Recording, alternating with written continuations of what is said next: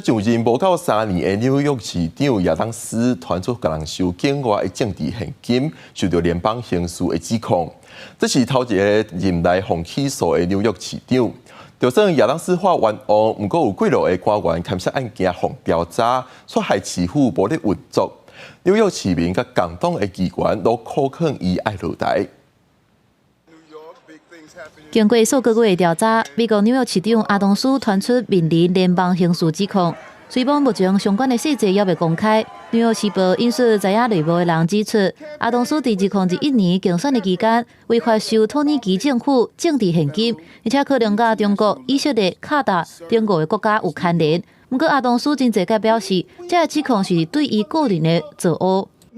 These charges will be entirely false, based on lies. For months, leaks and rumors have been aimed at me in an attempt to undermine my credibility and paint me as guilty. 即马64岁阿当斯是警员出身，也是纽约市历史上第2位非 A 市长，伊甲降低城市犯罪率列做施政目标的第一。不过，伊任内却安排亲友做市府的高层，检方目前已经扣押真侪名高官的手机啊，而且抄起假，包含教育总监甲警察局长。因为真侪为市府重要的官员互调查甲改职，致使市政运作困难，引发民怨，要求市长下台。不过，阿当斯真侪个表示无要辞职。I will fight these injustices with every ounce of my strength and my spirit. If I'm charged, I know I am innocent. I will request an immediate trials so the New Yorkers can hear the truth.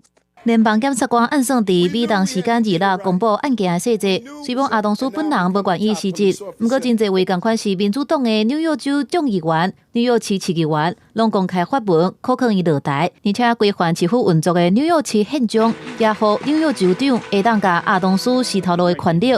那阿当斯决定落台，会由纽约市公共议政员为联署代理市长的职务，并且伫80天内举办补选。公司新闻，两间朋友。